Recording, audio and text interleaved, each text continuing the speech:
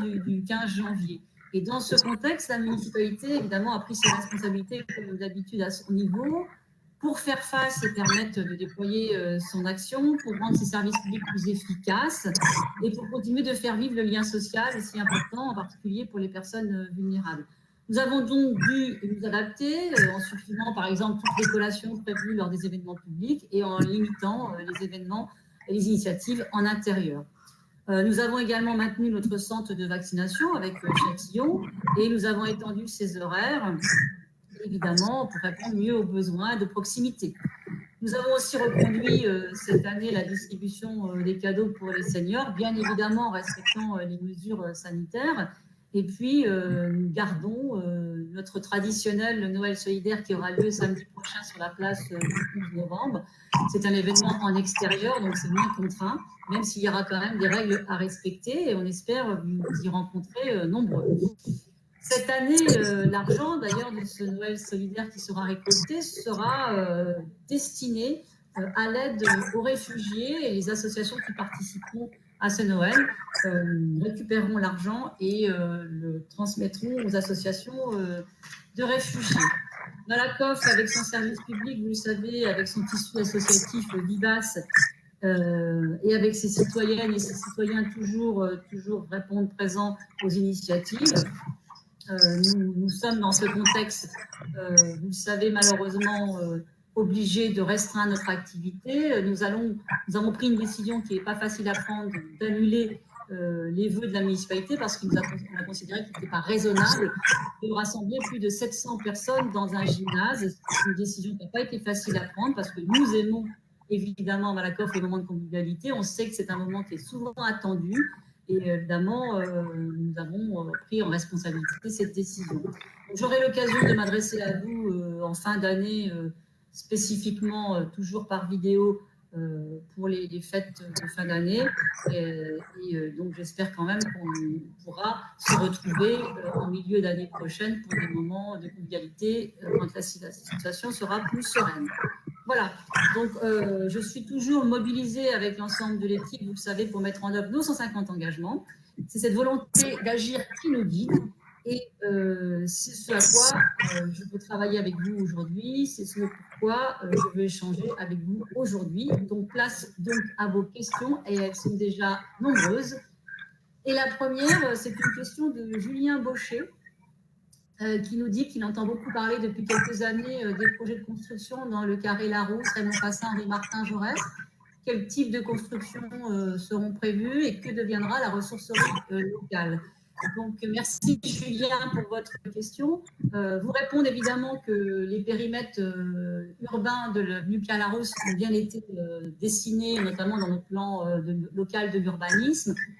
Aujourd'hui, à ce stade, nous sommes encore en train d'acquérir un certain nombre de parcelles de lots. Enfin, quand je dis nous, c'est plutôt l'établissement public foncier d'Île-de-France avec lequel nous avons contractualisé et qui achète pour nous les lots et les parcelles pour ensuite pouvoir travailler à la reconstitution de quartiers. Donc, a priori, il y a encore des choses qui ne sont pas acquises. Donc, ce n'est pas encore pour demain. Nous avons décidé dans notre PLU de garder quand même le linéaire commercial sur toute l'avenue. Donc ça ne bougera pas. Il y aura des commerces en pied d'immeuble partout. Et nous avons aussi, nous organisons bien évidemment des réunions avec les riverains au coup par coup en fonction des quand les projets se feront. Et sur la ressourcerie, je voudrais quand même vous rassurer parce que c'est un projet qui nous tient à cœur, qui a été mis en place dès 2017 par l'ancienne municipalité. J'étais maire déjà. Et évidemment, nous sommes en discussion avec les animateurs et les animatrices de la ressourcerie, qui est un équipement que nous avons bien fait de porter, puisque ça fonctionne très très bien. Nous sommes en discussion et nous allons la relocaliser sur un autre lieu à Malakoff, mais pour l'instant, nous sommes encore en train de chercher. Il y a des pistes très, très certaines, ne vous inquiétez pas. Donc, la ressourcerie continuera d'exister à Malakoff, mais évidemment plus sur la rue Raymond Fassin, mais ailleurs. Voilà. On vous recontactera, on vous donnera des nouvelles. C'est vrai que le premier lot, probablement qu'on arrivera à acquérir totalement, c'est celui où il y a la ressourcerie. Donc, courant 2022, on vous donnera des informations plus complémentaires sur ce que je viens de vous dire. Voilà. On va... Bien, rebonjour à toutes et à tous. Désolée de cette coupure. Comme vous le voyez, j'ai été obligée de changer d'ordinateur, de lieu. On a eu un problème technique, j'en suis navrée. Donc, j'enchaîne tout de suite les questions. Il y a une question de Mme Golba qui est arrivée pendant le changement d'ordinateur. Mme Golba demande, il n'y a pas de CR du dernier conseil municipal, que s'est-il passé avec la FI? Madame Golba, c'est normal qu'il n'y ait pas de compte-rendu du conseil municipal puisqu'il a eu lieu la semaine dernière. Et vous savez comment on fonctionne, on enregistre les conseils municipaux et il y a toujours un petit décalage entre les comptes rendus de conseil et il y aura un compte rendu pour le prochain conseil qui aura lieu au mois de janvier et qui est toujours soumis à l'approbation des élus du conseil municipal d'ailleurs. Rapidement, que s'est-il passé? Nous avions deux délibérations, une sur la saisine citoyenne et une autre qui était soumise au Conseil concernant la réorganisation du temps de travail des agents de la ville de Malakoff, en lien avec l'application de la loi concernant la fonction publique territoriale. Les élus de la France Insoumise se sont abstenus sur la première délibération, c'est-à-dire sur la saisine, et ont voté contre l'application de la loi sur la ville. C'est un problème évidemment important pour nous puisque concernant les délibérations structurantes qui organisent la vie de la commune, c'est-à-dire les problématiques de ressources humaines, de personnel et les problématiques de gestion, c'est-à-dire de budget, il est bien évidemment convenu entre nous que le contrat de majorité que nous avons signé exige qu'il y ait une solidarité, une cohérence des votes des élus de la majorité sur des sujets aussi importants. Donc, les élus de la France Insoumise avaient été bien évidemment prévenus, à l'oral bien sûr, parce que nous avons d'autres instances que le conseil municipal. C'est-à-dire qu'au cours du bureau municipal, il a été dit clairement qu'on ne pouvait pas se désolidariser. Ils ont été prévenus également par écrit. Ils ont choisi délibérément de ne pas voter ces délibérations et donc les conséquences, ils les connaissaient également, c'est-à-dire qu'ils se sont eux-mêmes exclus de la majorité de fait et on leur a retiré, je leur ai retiré bien évidemment en accord avec l'ensemble de la majorité, leur délégation. Voilà. C'est des pactes élémentaires de fonctionnement. C'est comme ça que ça fonctionne. Sinon, on ne peut pas fonctionner. Il faut savoir faire majorité. C'est difficile, mais on discute, on débat et on doit avoir une potentialité importante d'arriver à des consensus. Il faut savoir chacun, évidemment, faire des efforts et savoir agir pour le bien commun. Voilà, je donc pose une deuxième question. Peut-être que je peux passer la question, évidemment, la parole à M. Cardot, concernant un peu d'explications sur ce qu'était cette délibération sur les 1607 heures.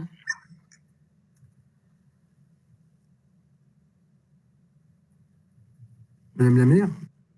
Oui, allez-y, M. Cardot. Alors, j'y vais. Non, nous n'avons pas voté la loi sur les 1607 heures. Donc, personne n'a voté ni pour ni contre cette loi. Ce sont d'abord les députés et les sénateurs qui votent les lois. Nous sommes des élus locaux. Par contre, au conseil municipal du mois de juin, nous avons voté un vœu de la majorité contre la loi de transformation de la fonction publique territoriale. Ça, c'est dans nos possibilités et c'est une forme d'expression politique. La loi s'impose à compter du 1er janvier 2022 à nous comme à toutes les villes de France et de métropole. Et aujourd'hui, au moment où je parle, plus de 90% de ces villes ont pris une délibération pour mettre en œuvre cette loi au 1er janvier 2022. On avait deux options. Soit on laissait l'État s'occuper de cette loi, nous l'imposer à sa manière. Nous avions reçu des courriers du préfet nous demandant d'obliger à appliquer la loi au 1er janvier. Et nous, on a repoussé au plus tard possible la mise en place de cette loi, avec des pressions claires, bien entendu. Nous avons notamment reçu des courriers du trésorier payeur qui nous demandait de ne pas payer les heures supplémentaires des agents, tant que cette loi n'était pas mise en place. Soit on prenait la main, ce qu'on a fait, et même à contre-cœur, et on travaille avec tous les agents, avec les organisations syndicales, pour mettre en œuvre à notre manière et pour tenter de protéger les agents. C'est ce que nous avons fait, donc démarrer au printemps 2021 pour travailler avec les agents et les organisations syndicales concernant la mise en œuvre de cette loi des 1607 heures. On a choisi l'option la plus pertinente et la plus politique. Non, pas de démagogie ni de mensonge. On peut être contre cette loi, on peut s'y opposer dans la rue, dans nos discours, dans nos écrits, mais en gestion, en responsabilité, on a le devoir de l'appliquer. Nous sommes des élus de la République et les lois de la République s'appliquent à tout le monde. C'est ce que nous avons fait. Merci, Monsieur Cardo. Alors, on pourrait effectivement débattre encore pendant des heures, mais nous n'avons pas souhaité, nous, si vous voulez, comment vous dire, nous étaler plus que ça, parce que, évidemment, le retrait des délégations aux élus de la France Insoumise, c'est aussi la conséquence de nombreux mois de fonctionnement très compliqué, puisque ce n'est pas le seul sujet sur lequel nous avons des désaccords, mais là, pour le coup, il y en a un clair. C'est vrai que c'est une première à la ville de Malakoff, le retrait de délégation d'élus de la majorité. Il faut savoir que c'est aussi une première d'avoir des élus de la majorité qui votent contre une délibération soumise au conseil municipal par cette même majorité, puisque l'ordre du jour du conseil municipal est soumis au bureau municipal et effectivement, nous avons des débats, y compris dans les commissions. Donc, on en est navré, c'est un regret qu'on l'a fait, mais ça ne s'est jamais vu d'avoir un groupe de la majorité prendre position contre une décision qui a été débattue collectivement. Et je dois vous dire qu'en début de mandature, nous avons d'ailleurs tous signé une charte de la déontologie de l'élu local qui, dans sa partie exemplarité, exige, et je l'ai sous les yeux, les élus s'engagent à, et il y a un paragraphe qui est de respecter les décisions collectives prises. Donc, évidemment, c'est des règles élémentaires de fonctionnement en commun. Voilà, je vais m'arrêter là parce que j'ai d'autres questions, évidemment. Brigitte, qui nous demande où sont les éducateurs pour les handicapés promis par la maire. Alors, je ne vois pas à quoi fait référence Brigitte parce que dans les 150 engagements, on n'a jamais promis d'éducateurs pour les handicapés. Nous avons une politique de l'inclusion dans notre ville qui est assez forte, qui vient évidemment à côté de celle produite par l'Éducation nationale. Et je crois que sur ces thématiques du handicap, il y a beaucoup de confusion parce qu'évidemment, tout se passe dans notre ville, dans les écoles, mais chaque problématique ne relève pas forcément des mêmes compétences. L'Éducation nationale, elle, fait de l'inclusion scolaire pour les élèves, a le devoir et l'obligation de fournir, quand il y a une reconnaissance de handicap par le MDPH, une assistante à la vie scolaire, une AESH, à l'enfant d'une certaine quotité définie par la maison départementale du handicap. Ça, c'est une première chose, et c'est l'Éducation nationale qui fixe, qui recrute et qui affecte. En revanche, la ville, elle, intervient pour tout ce qui est du domaine périscolaire, évidemment, et extrascolaire. Donc, nous avons une démarche absolument ouverte. Quand il y a un besoin nécessaire d'accompagnement de l'enfant, parce qu'il s'agit bien d'accompagner ici l'enfant et pas l'enseignant ou l'animateur, c'est l'enfant qui a besoin d'un accompagnement. Il y a une évaluation qui est faite. En général, on travaille en lien avec l'Éducation nationale parce que c'est souvent les mêmes problématiques. Et la ville décide de mettre des animateurs par exemple, en surnombre sur les séjours ou en surnombre sur les centres de loisirs quand cela est nécessaire. Et nous le faisons. Donc, mais nous n'avons jamais dit que nous allons recruter des éducateurs. Ça, c'est un autre métier. Souvent, ce sont des animateurs volontaires, bien sûr, mais qui ne sont pas du tout spécialisés parce que cette filière dans l'animation, nous avons une filière dans l'animation qui est conséquente à Malakoff, elle n'existe pas encore. Pour l'heure, il n'y a pas de diplôme d'animateur spécialisé dans le handicap. Non. Donc voilà, j'espère que j'ai répondu à la question de Brigitte. J'ai une autre question. Alors évidemment, on saute du coq à l'âne, c'est toujours le principe des questions Facebook Live. Là, c'est une question sur l'INSEE. La tour de l'INSEE va être démolie et après, que va-t-il être construit? Alors, pour l'instant, c'est une question qui est d'actualité puisque nous sommes dans une concertation à nouveau qui a été mise en place par l'État. C'est impossible de vous répondre à ce stade, André, parce que c'est un projet qui est long, qui date depuis maintenant l'été 2015. Nous avons, mis en place une concertation en 2016-2017 pour créer un projet. l'État a décidé de revenir sur cette parcelle qui lui appartient, puisque la parcelle sur laquelle est l'INSEE est un domaine de l'État, et donc d'implanter le ministère des Affaires sociales. Et de ce fait, notre projet qui avait été concerté, discuté, publié même, puisqu'il est encore sur notre site de la ville, eh bien, tombe un petit peu à l'eau, puisque l'État n'entend pas du tout faire ce que nous avions envisagé de faire, c'est-à-dire un immeuble de grande hauteur, pour dégager les espaces au sol. Rappelez-vous, on voulait créer un nouvel espace, des espaces verts, des lieux de rencontre, des lieux de vie. Et donc, l'État propose un autre projet qui prend une emprise beaucoup plus importante. Et donc, on a de nouveau une concertation que nous avons arrachée parce que l'État n'avait pas du tout l'intention au départ de concerter qui que ce soit. Nous avons voulu qu'il revienne vers la population pour discuter de son projet, mais parallèlement, nous sommes rentrés dans un dialogue, ce qu'on appelle un dialogue compétitif. Donc, tout est très silencieux, comment dirais-je, c'est sous le sceau du secret. Et on ne parle, dans les rencontres, là, on a une 3e réunion ce soir, il y en a déjà eu 2 publiques, on ne parle que des grandes orientations et on ne parle pas concrètement du projet architectural, alors que nous, c'est vrai que ce qui nous intéresse, c'est quand même notre entrée de ville, que nous retravaillons pour les années à venir. Et donc, on ne parle pas du tout de l'insertion urbaine, de l'architecture, du bâtiment, comment il va être. Bon, on est vraiment que sur des grandes orientations. Et ça nous pose un petit peu problème parce qu'évidemment, les habitants n'arrivent pas à se projeter et à voir exactement ce qui va se faire. Nous sommes donc rentrés depuis maintenant plus de 2 ans dans un bras de fer avec l'État parce qu'on ne veut pas se laisser imposer un projet qui ne nous convient pas. Et pour l'instant, ça ne nous convient pas complètement.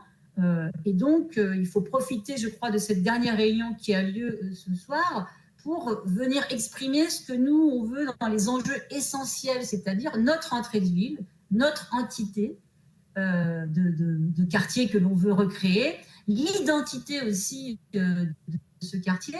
On veut éviter, nous, d'avoir un effet de barre qui viendrait couper l'avenue Pierre-Larousse avec Paris, avec une espèce de mur. Ça, on ne le souhaite pas. Nous, on veut quelque chose d'ouvert, de large, de transparent.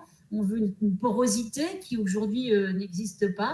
Donc, tout ça venant s'insérer dans un quartier pavillonnaire qui existe et en face, la faculté des cartes, qui est un beau bâtiment, évidemment, architectural. Donc, tout ça, pour l'instant, on a du mal à travailler avec l'État. On le fait parce que notre responsabilité d'élu, c'est de ne pas se laisser imposer quoi que ce soit, c'est aussi de faire entendre la parole. On sait que nous n'aurons pas un projet identique à celui que nous avions, pas possible, voilà, mais on veut quand même avoir un minimum de garantie sur tous les éléments que je viens de détailler.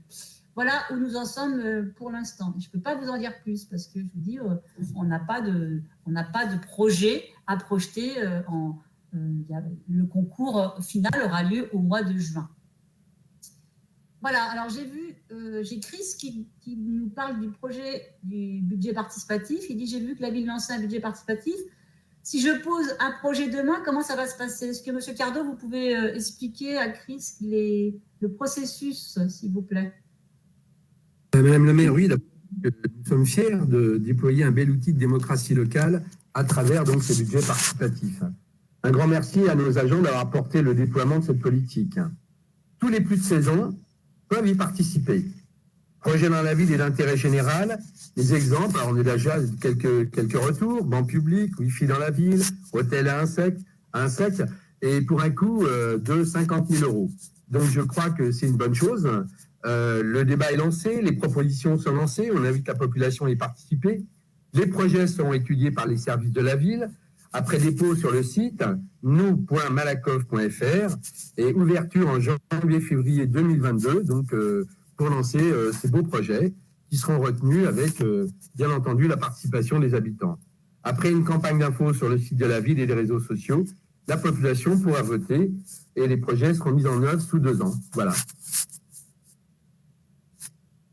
Monsieur Cardot, et la campagne va être lancée très prochainement. Il y a un article dans le Malakoff Info, il y a la plateforme, tout ça, donc on espère que les habitants répondront. Et je n'ai pas de doute sur le fait qu'ils répondent, puisque c'est une demande, c'est un engagement qu'on avait pris dans nos 150 engagements de la dernière campagne des municipales.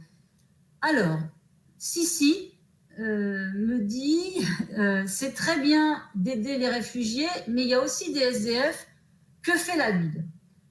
Alors, c'est un sujet extrêmement complexe sur lequel nous sommes tous très sensibles, évidemment, mais il faut savoir ici que la mise à l'abri des personnes qui sont à la rue, ce n'est pas une responsabilité de la ville, mais bien une responsabilité de l'État et pas des communes. Pourtant, à Malakoff, on a déjà répondu positivement à chaque fois que l'État nous a fait des propositions ou a fait appel à nous. Quand, par exemple, il s'est agi d'accueillir 300 personnes SDF sur le site justement de l'INSEE, l'État nous a demandé notre avis et tout de suite on a dit oui. Mais Malakoff ne peut pas aller au-delà de ses responsabilités. On prend notre part systématiquement. Nous subventionnons évidemment les associations caritatives parce qu'elles nous sollicitent et parce qu'il y a des vrais besoins. Nous avons subventionné le Secours populaire, par exemple, qui apporte une aide, je dirais, régulière toutes les semaines aux personnes en difficulté. Le Secours catholique également pour ses petits déjeuners 2 fois par semaine. L'association de jour Auxilia qui existe rue à Volée et qui accueille de manière inconditionnelle en journée les personnes sans abri. Nos équipes du CCAS, renforcées assez souvent par la Croix-Rouge et même des fois par la prévention civile, effectuent des maraudes régulières pour repérer les personnes sans domicile fixe et leur faire les accompagner soit dans les demandes d'hébergement ou leur faire connaître leurs droits parce que bien souvent elles ne savent pas ce à quoi elles peuvent prétendre. Donc voilà, nous faisons le maximum de ce qui existe dans nos compétences à nous. Nous avons et aussi, je vous le dis parce qu'on l'a fait de manière exceptionnelle, mais on l'a fait, quand on a vu trop de personnes à la rue, et notamment des enfants, l'hiver, on a ouvert à plusieurs reprises sous le gymnase Rousseau nos dortoirs parce qu'on ne voulait pas voir d'enfants dormir à la rue avec leurs parents.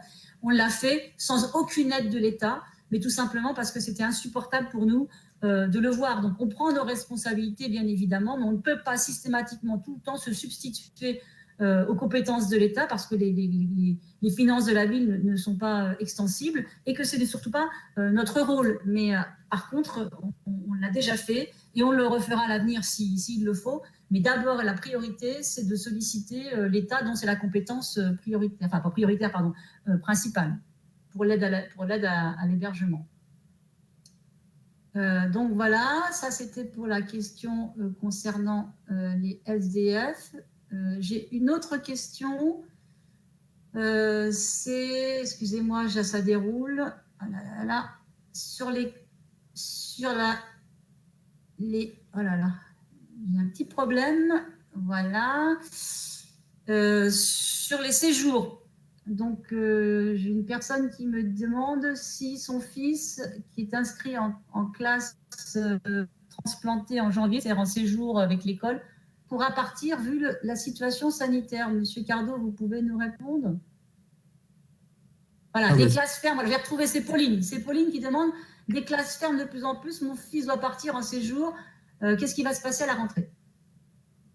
Je crois qu'au regard de la situation sanitaire qui ne s'arrange pas, hein, je crois que tout le monde voit les chiffres aujourd'hui. Les derniers chiffres, c'était 60 000 contaminations, des nombres de décès assez conséquents tous les jours.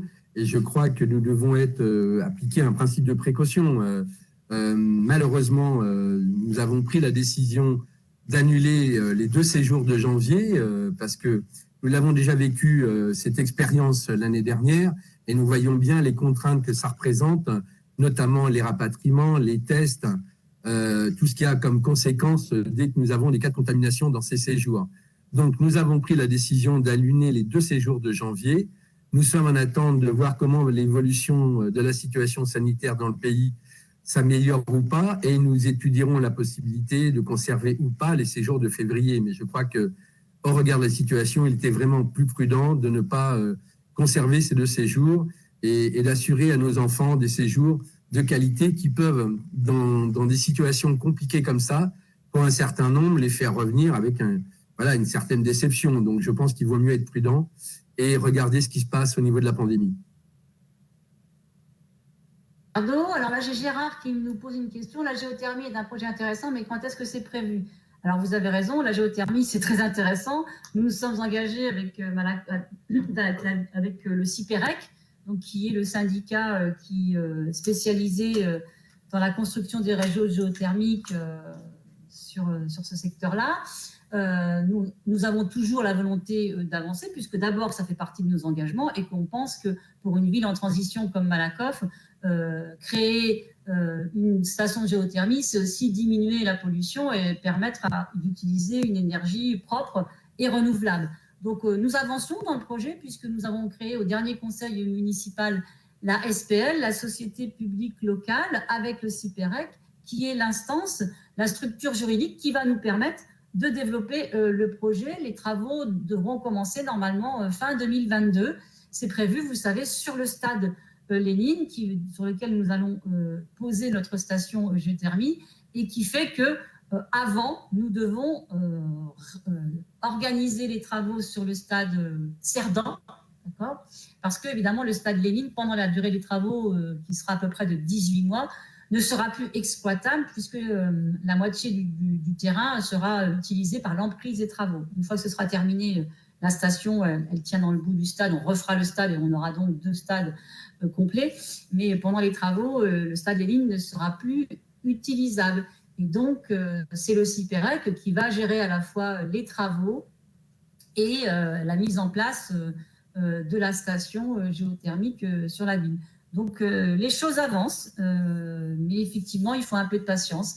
Je sais que les habitants sont impatients, hein, voilà, mais il faut le temps aussi de la mise en œuvre et des travaux. Donc, c'est toujours un peu long, mais c'est toujours prévu. Normalement, la mise en route complète de la géothermie sera très possible pour début 2024. En fait, il y a aussi, après, une fois que la station sera faite, il faudra creuser les réseaux dans les rues de Malakoff, puisqu'évidemment, il faudra raccorder notamment tous les équipements municipaux et les équipements les collectifs, parce que ce sera pour notre bailleur social. Il faudra les raccorder, évidemment, et donc creuser les trottoirs pour avoir des réseaux dans les rues. Donc ça fera aussi encore un peu de travaux dans les rues de Malakoff. Voilà, j'espère que j'ai répondu. Et donc, j'ai une autre question, là, c'est Amel. Alors, qui me dit, vous avez fait une vidéo sur le centre de vaccination, vous dites que l'État n'aide pas, c'est pas vrai, il rembourse les villes, que voulez-vous de plus? Bien, c'est un grand débat, je sais, nous l'avons eu aussi en conseil municipal, bien sûr. Oui, nous avons fait une vidéo avec Nadège Azaz, qui est la maire de Châtillon, parce que notre centre de vaccination est mutualisé. On a fait ce choix pour permettre à la population de nos 2 villes d'avoir un lieu de proximité pour se faire vacciner et pour mutualiser aussi les dépenses parce que ça coûte. Voilà, malgré ce qu'on veut dire, ça coûte aux villes. On en a presque 700 000 €. Alors, l'État aide à 1/3. Voilà. Donc, 1/3 de prise en charge, ça ne fait pas la totalité de la dépense. Et évidemment, nos budgets communaux sont largement grévé par cette dépense qui n'était pas prévue au départ. Hein, je vous le dis, ça c'est des choses. Voilà, la santé publique à Malakoff, nous on y est attachés. On a 2 centres municipaux de santé. Une chose est d'avoir nos centres municipaux de santé pour nos habitants et les habitantes. Une autre est de créer des centres de vaccination qui n'existaient pas auparavant et qui sont de manière exceptionnelle mis en place. Donc on l'a fait, on a pris nos responsabilités parce que sinon on n'en serait pas où on en est. Je vous rappelle quand même qu'en France, à peu près un bon taux de vaccination. On est à plus de 80% de vaccination, heureusement. Hein, ça ralentit la propagation du virus. Mais en même temps, l'État ne prend pas totalement ses responsabilités. Je pense que ce serait à l'État, normalement. La santé publique, c'est une fonction régalienne de l'État. Il devrait donc, à ce titre, prendre totalement en charge. Nous, on fournit le lieu, on fournit les personnels, on fournit personnel administratif, personnel médical. L'État, aujourd'hui, ne paye que les heures supplémentaires du personnel communal qui va travailler dans le centre de vaccination. Et ce que nous déplorons, nous, c'est que le centre de vaccination, pendant que nos personnels communaux vont travailler dans le centre de vaccination, vous comprenez bien qu'ils ne le sont pas dans nos services publics. Donc, on a aussi une petite dégradation de nos services publics actuels. Il y a moins de monde au CMS, moins de monde dans nos bureaux, parce qu'il faut bien transférer les personnels. On ne peut pas recruter en permanence. Donc, c'est un vrai sujet. Nous avons écrit à plusieurs reprises au préfet, au Premier ministre, au ministre de la Santé, On n'a toujours pas de réponse, voilà. Et voilà, pour l'instant, ça ne bouge pas. Mais donc, c'est vraiment sur les fonds propres des villes que ces centres de vaccination sont financés. J'ai une autre question, cette fois-ci, sur la saisine du stade Cerdan. C'est Valérie qui me pose cette question. Où en est-on? Que va devenir notre pelouse? Alors, c'est une très bonne question parce que, évidemment, de la même façon que... vous savez que la saisine citoyenne, que je vous rappelle rapidement, c'est un outil démocratique, parmi tant d'autres, et c'est pareil, il en existe, qui a été créé par le conseil municipal de la dernière mandature. On souhaitait, par cet outil, permettre aux habitants qui étaient préoccupés par un sujet, de venir le soumettre au conseil municipal et de débattre, si tant est évidemment qu'ils avaient rassemblé au minimum 500 signatures. Donc la première saisine, ça a été sur le compteur Linky, la deuxième sur le vélo, la troisième a été sur la pelouse, puisqu'effectivement, dans nos engagements municipaux, nous avons pris la décision de refaire le stade Cerdan. C'est lié à la géothermie, je vous rappelle. Comme la géothermie va avoir lieu à Lénine, il y a les travaux qui vont se mettre en place. Lénine sera inutilisable, donc il faut qu'on trouve des solutions pour transférer les activités sportives qui sont nombreuses sur le stade Lénine, sur le stade Cerdan. Et sur le stade Cerdan, vous le savez, la pelouse actuelle ne permet pas de fonctionner à un rythme qui nous paraissait et dont nous avons besoin, puisqu'il nous avons besoin à hauteur d'à peu près de 25 à 30 heures d'utilisation. Et là, avec la pelouse, nous ne sommes qu'à 6 heures. Donc, on a pris les engagements pendant la campagne électorale de 2020. C'est l'engagement, je ne sais plus quel est le numéro, mais enfin, de faire un stade qui pouvait nous permettre d'accueillir plus de sportifs. Alors, on était parti sur un stade synthétique et donc, on a eu une pétition, une saisine que nous avons reçue au conseil municipal où les habitants nous sont venus nous dire qu'ils ne voulaient pas de synthétique, qu'ils voulaient absolument garder la pelouse, qu'il ne fallait pas recréer d'îlots de chaleur, qu'il ne fallait pas imperméabiliser les sols, qu'il fallait garder, etc. Donc, on a débattu avec eux. Du coup, on revoit un peu notre projet. Alors, on va quand même changer, on va tenir, parce que quand on prend des engagements, on les tient. Parce que derrière tout ça, il y a le géothermie, mais il y a aussi le besoin du club sportif d'avoir plus de créneaux. Donc, on a fait travailler les services. On a entendu ce que nous ont dit les signataires de la saisine. Et on va proposer là, tout début janvier, une nouvelle solution qui sera un revêtement naturel, ce qu'on appelle les stades hybrides, les pelouses hybrides. Ce sont des revêtements naturels, mais qui permettent un usage beaucoup plus important que 6 heures par semaine quand même, puisqu'on est sur un usage à peu près de 20 heures.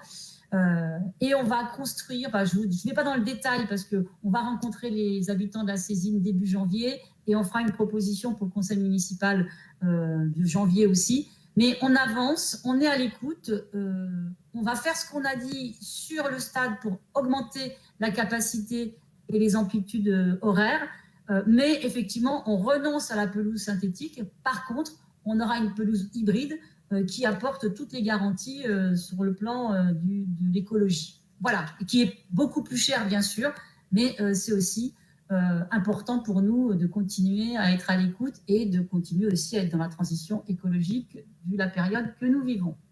Voilà, ça c'était pour la pelouse synthétique, la saisine. Voilà. J'ai une dernière question, enfin j'en ai encore plusieurs, mais je ne sais plus quel temps dont je dispose, parce que comme il y a eu une coupure, peut-être qu'on peut me dire.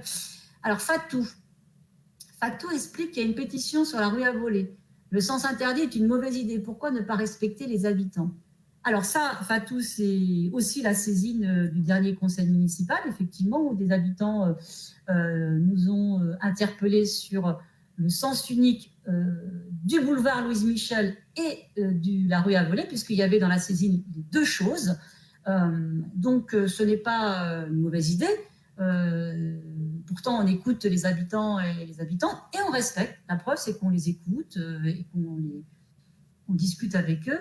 Il faut savoir que dans l'engagement 54 ou 58, je ne sais plus le numéro, mais enfin, c'est aussi un engagement de la ville de mettre en place un plan global de déplacement dont l'objectif prioritaire est de réduire la place de la voiture en ville et de réduire de manière conséquente le trafic et surtout le transit. Alors, parce que vous savez qu'on est traversé, Malakoff, par Châtillon, Clamart, Vanves, pour aller sur le périphérique et sur Paris. Nous avons fait des études dans le dernier mandat conséquentes, importantes. Nous avons créé un plan global de déplacement qu'on a voté d'ailleurs en début de cette mandature, hein, parce que évidemment les choses ont été plus longues, on a concerté, et c'est une manière de lutter contre le transit. Alors, on n'est pas fermé aux échanges du tout. Nous avons fait donc évoluer la circulation, par exemple, sur le boulevard Louise Michel. On a entendu ce que nous ont dit notamment les habitants de la Cité des Poètes. C'est un boulevard au départ qui était en sens unique total, hein, dans le sens Châtillon-Malakoff. On l'a rendu en double sens pour la Cité des Poètes, permettre aux habitants de sortir et de rentrer sans problème, tout le temps où on n'aurait pas terminé, finalisé l'ensemble du projet Barbus, parce que vous savez que le projet Barbus, c'est plusieurs projets, hein, c'est la Cité des Poètes, c'est les museaux, et c'est aussi l'aménagement des voiries et du quartier et de la place et aux filières.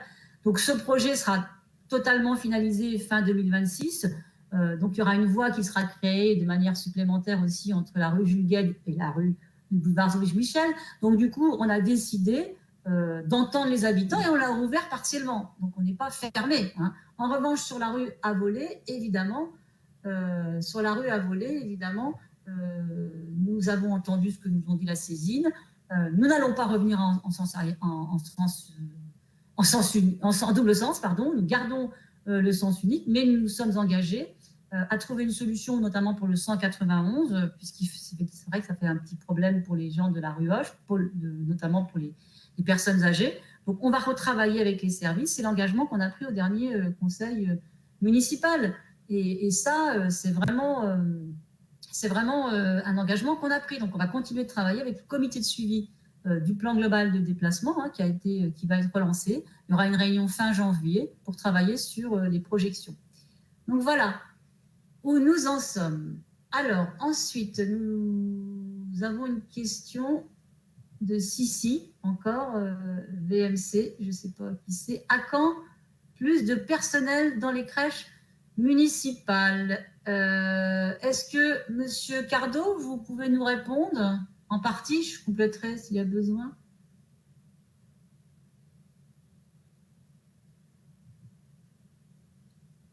Je ne vous entends pas, mais j'ai plus de son.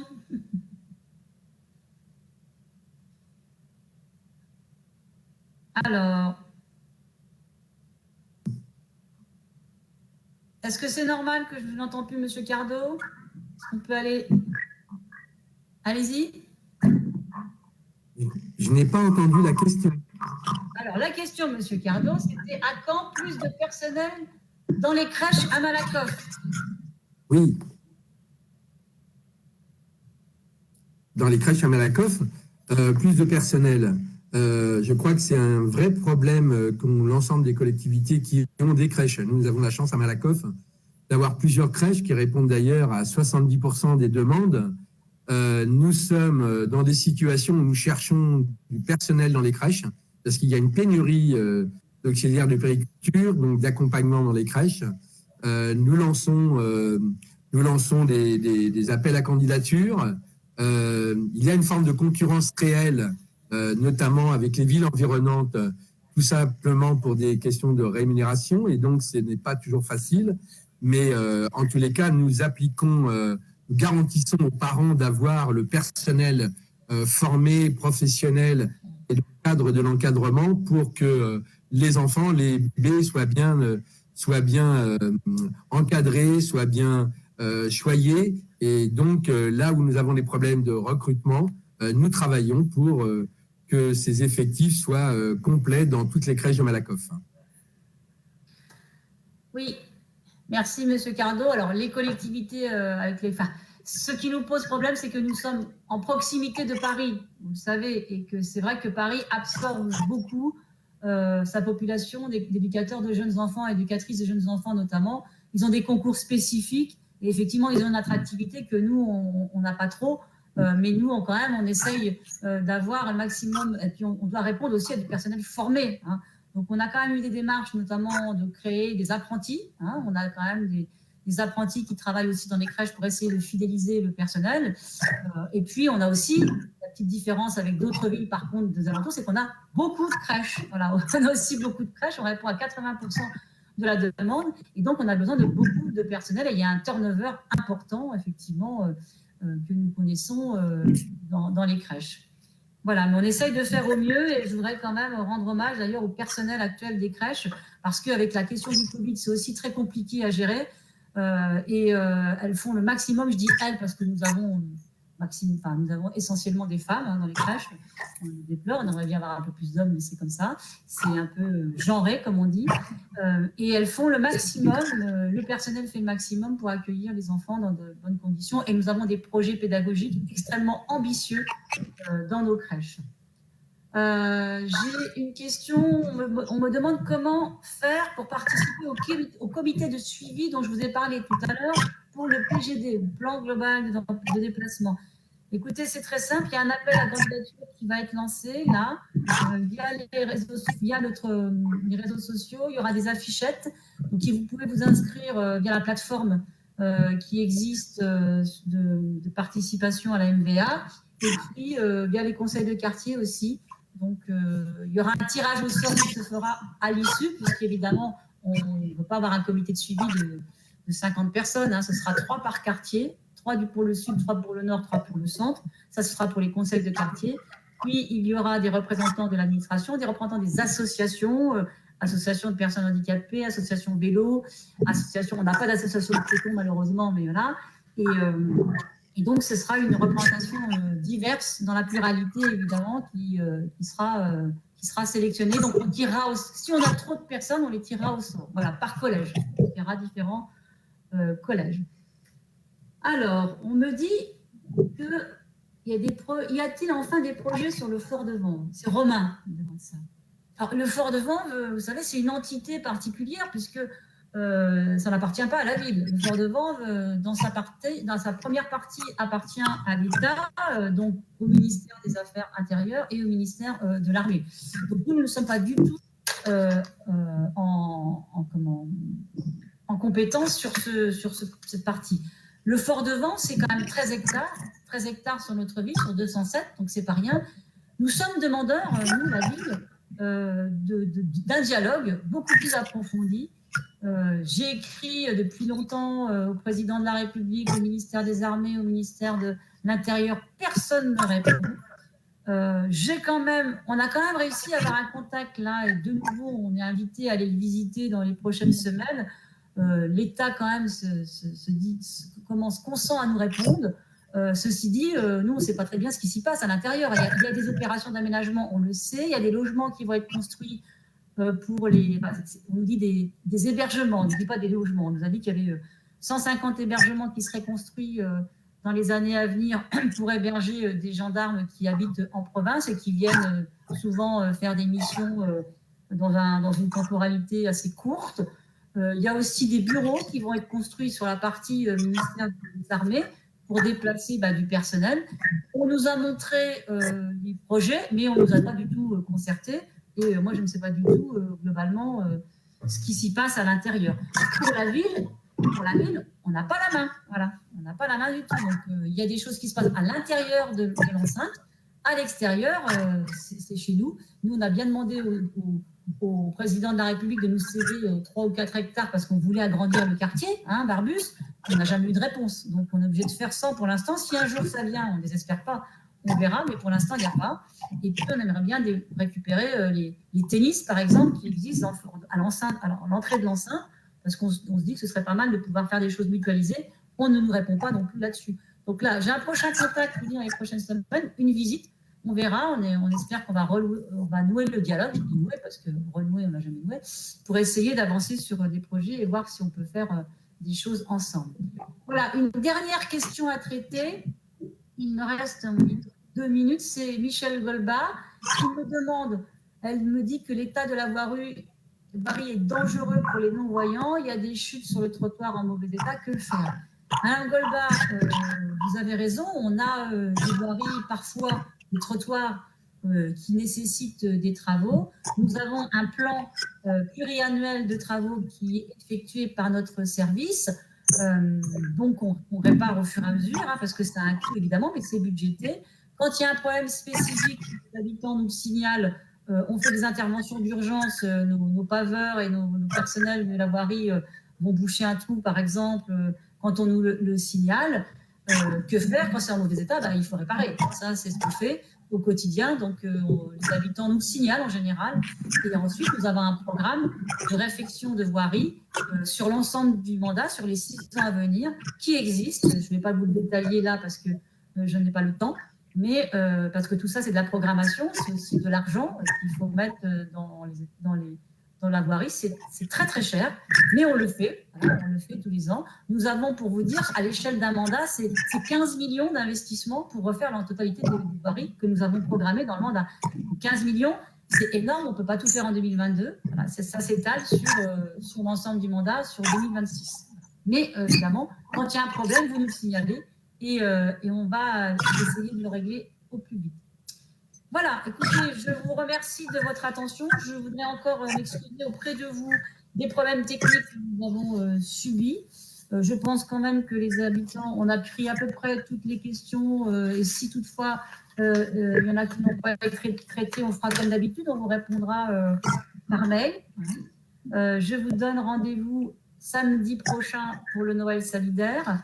Je vous souhaite, si on ne se revoit pas d'ici là, de bonnes fêtes de fin d'année. Prenez soin de vous, vraiment, faites attention. Et puis, je remercie Dominique Cardot pour sa présence au privé, comme j'ai vu tout à l'heure. À bientôt. Merci beaucoup. Au revoir.